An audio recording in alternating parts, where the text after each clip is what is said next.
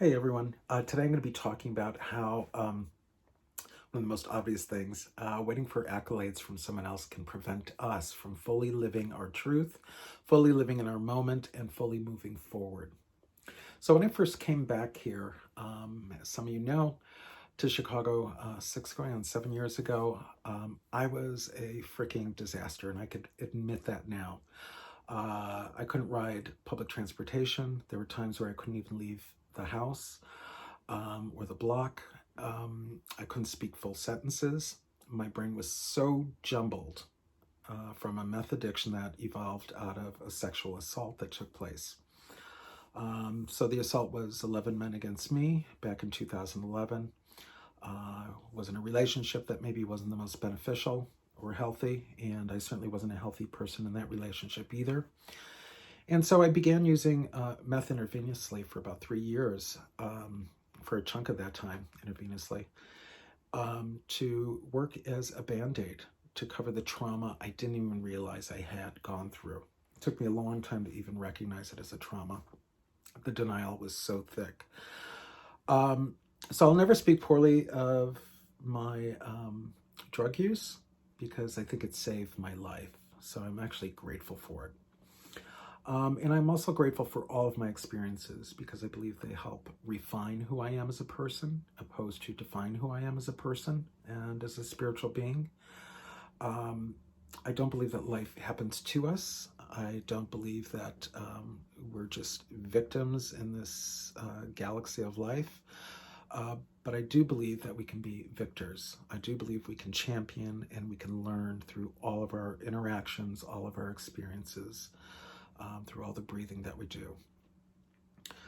So where this is going is, at that time, I came back here and I lost every material thing that I loved.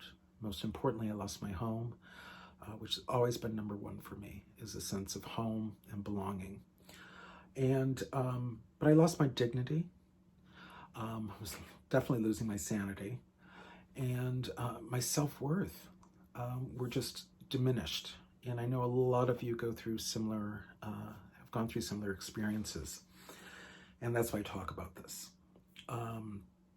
Is that it's not what the experiences did to me, but it's what I extracted from my experiences and where I decided to go with them.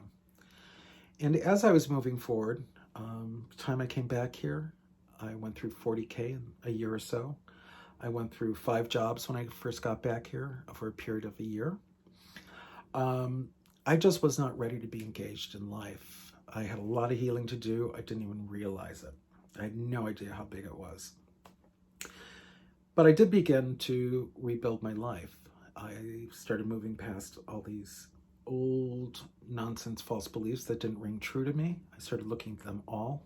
Over this past year, I started uncovering every false belief I had about myself.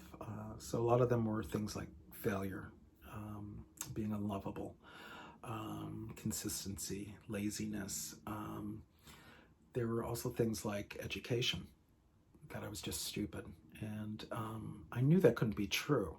I mean, there's just so many things that just are not true for anyone when they come into this world. So they have to come from somewhere. And I decided to look at all of these beliefs. And I started going back to school. I started taking some classes at a rate that was comfortable for me. And I was writing every day for a number of years, sometimes 3 hours a day, every day, and doing the inside work, meditative work, grounding, my usual meditations for years, and chanting and other spiritual practices. But I started growing. And as I was growing, I was reclaiming my savings. I was reclaiming my checking account, 401k, really building things up that way, gaining a little bit of material grounding again.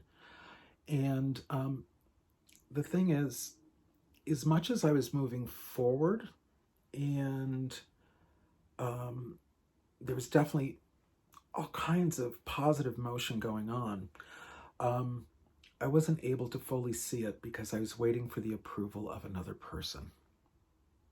And that can be really sticky ground for a lot of us. So if you're out there and you are listening to this and you find yourself like, just recognize the good things in your life and where you're going, where you've been, where you're at, where you'd like to go. And take a moment to really acknowledge that for yourself.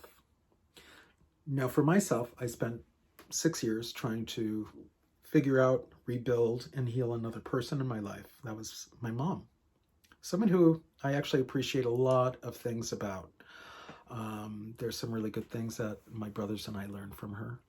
But there was something that, the one beautiful thing in this whole journey has been I've been able to connect a little bit deeper with my brothers, and especially my older brother. And through doing so, I learned that, this hasn't always been about me, that we've all been, neglected in an emotional way. None of us have been fully loved, appreciated, or encouraged and had anything acknowledged. So there is a strange sense of community in our little nucleus that I never knew about before. I always took it so personally. And where I'm going with this is that no matter how much growth, how much progress, anyone I may have connected with and helped, or they helped me, I certainly have had many mentors, that I was still looking for a seal of approval. And my approval ratings were not going up no matter what. No matter what I did, no matter how good of a kid I was, what my behavior was, what my mode of dress was. I've been trying for 56 years to get the approval of someone who just was not going to give it, not incapable of giving it, not giving it.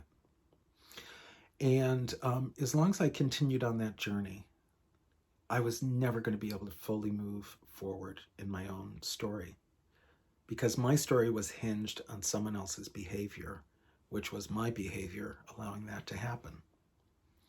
Now, I don't believe that, I've always subscribed to the idea that each generation does the best they can based on what they know, and that is true.